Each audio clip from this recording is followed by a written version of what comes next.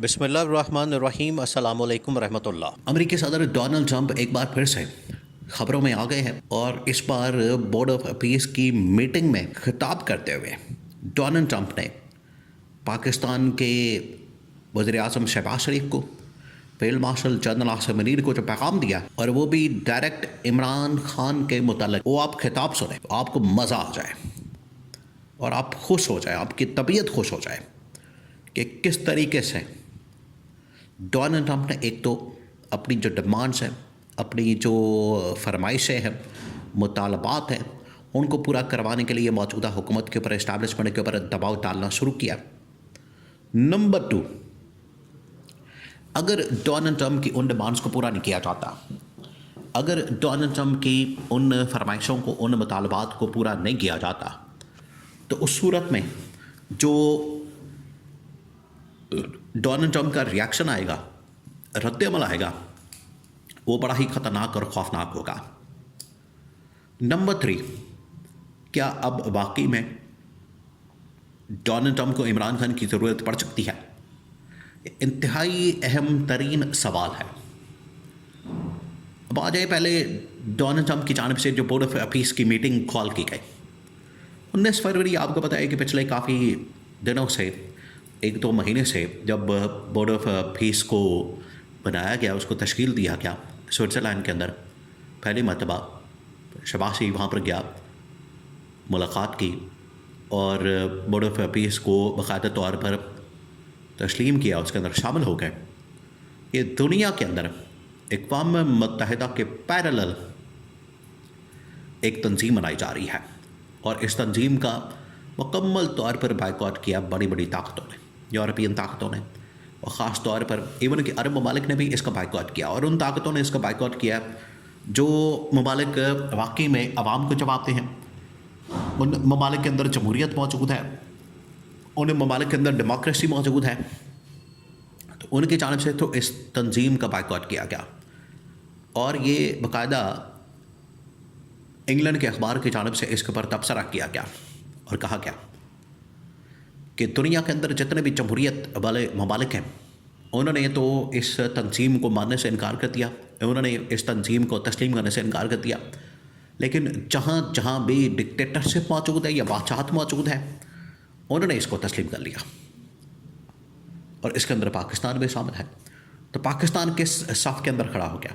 ये आप तस्वीर देखें जो इस वक्त नवाज शरीफ की, शहबाज शरीफ की वहाँ पर आमद के मौके पर, फिर उसके बाद खिताब सुनते हुए, फिर उसके बाद इवेंट ख़त्म होने के बाद जो तस्वीर बनाई गई, उस तस्वीर के अंदर शहबाज शरीफ मौजूद हैं और उनके साथ बाकी जो ममालिक हैं, ये वो ममालिक हैं जहाँ पर जमहूरियत नाम की चीज़ नहीं, और पाकिस्तान में भी कुछ ऐसे ही हालात हैं। नंबर 2,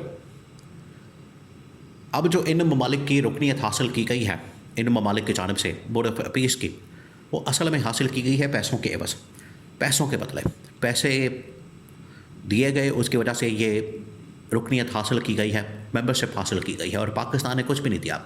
पाकिस्तान की जानिब से 1 रुपया इसके अंदर खर्च नहीं किया गया।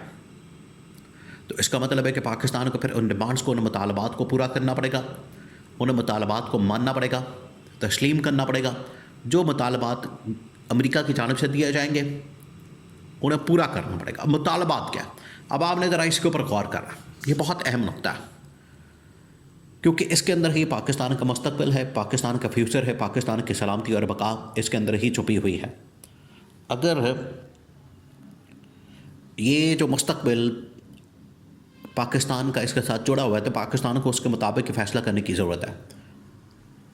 मामला ये है कि अब ट्रंप की जानिब से और इसराइल की जानिब से एक तो बड़ा हैरानकुन तौर पर वहाँ पर शहबाज शरीफ भी मौजूद था, और वहाँ पर उनके साथ उसी लाइन में, उसी रो में, उसी जगह पर, उसी टेबल के ऊपर इसराइली वज़ीर आज़म नेतन्याहू भी मौजूद था। तो इसराइली एजेंट कौन निकला? लोग अब इसके ऊपर सवाल कर रहे हैं, तबसरा कर रहे हैं, बात कर रहे हैं कि ये जो इमरान खान को इसराइली एजेंट कहते थे और उसे इसराइली एजेंट डिक्लेयर करते थे, आज वो कहाँ हैं? कहाँ हैं वो लोग जो बड़े ही अपने आप में दीनी मजहबी बनते थे और इमरान खान के ऊपर हमला करते थे और उसे एक इसराइली एजेंट और यहूदी एजेंट करार देते थे? आज कहाँ गए वो लोग? मर गए। क्या उन्हें नज़र नहीं आ रहा? क्या उन्हें अंदाज़ा नहीं हो रहा कि यहाँ पर क्या हो रहा है? तो इसके ऊपर बात करनी चाहिए। अब जो डिमांड्स हैं वो ये हैं कि फ़लस्तीन के अंदर आपने फ़ौज को भेजना है, फ़लस्तीन के अंदर आपने वहाँ पर हमास को डिसआर्म करने के लिए, गैर मसल्लह करने के लिए, वहाँ पर इसराइल की सपोर्ट में, इसराइल की हिमायत में फ़ौजी दस्ता भेजना। और पाकिस्तान को ये कहा गया कि ना सिर्फ आपने उसको भेजना है बल्कि आपने उसकी क़यादत भी करनी है, आपने उसको लीड करना है, आपने उसकी कमांड करनी है। इसी वजह से आप देखें कि शहबाज शरीफ की बड़ी तारीफ़ की गई। ट्रंप जो है, ट्रंप आपको पता है वो एक इसी लहजे में बात करने वाला, इसी अंदाज में बात करने वाला कि बड़ा ज़बरदस्त आदमी है, बड़ा स्मार्ट आदमी है, बड़ा ग्रेट आदमी है। और इसी किस्म की तारीफ़ जो है उन्होंने फील्ड मार्शल की भी की, और फील्ड मार्शल को कहा कि ये बड़े ज़बरदस्त जंग जो है, बड़े ज़बरदस्त मिलिट्री के ऑफिसर हैं, बड़ी ज़बरदस्त ये काम करने वाले, मिलिट्री फोर्स चलाने वाले, काम करने वाले, ऑपरेट करने वाले। तो उन्होंने उनकी बड़ी तारीफ़ें की, तारीफ़ों के पुल बांधे, जिससे साफ ज़ाहिर होता है, साबित होता है कि आज जो ट्रंप की जानिब से तारीफ़ की जा रही है, आज जो ट्रंप की जानिब से बयानबाजी दी जा रही है, आज जो ट्रंप की जानिब से बातें की जा रही हैं, वो इस मकसद के लिए है कि उसको अपना मफाद नज़र आ रहा है।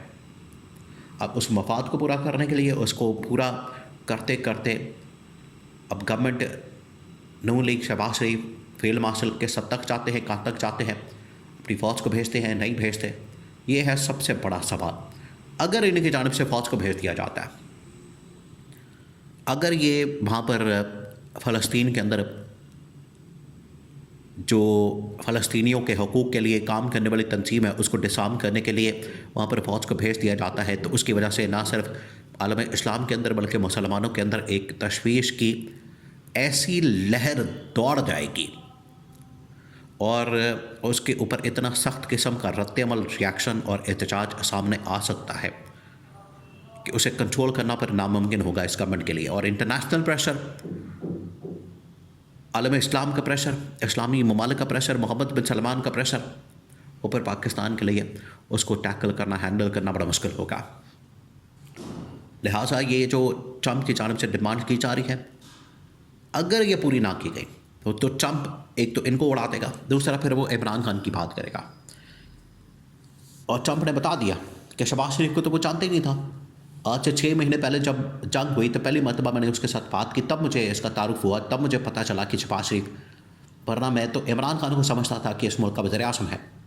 यहाँ से आप अंदाज़ा कर सकते हैं कि इंटरनेशनल ताकतें आज भी इमरान खान को याद करती है, मिस करती है, और उनके पास ये ऑप्शन मौजूद है कि अगर इनकी जानिब से डिमांड्स को, मुतालबात को पूरा ना किया गया तो उसके बाद पर इमरान खान की वापसी के चांसेस हो सकते हैं, इमरान खान को लाया जा सकता है और इनको रिप्लेस किया जा सकता है।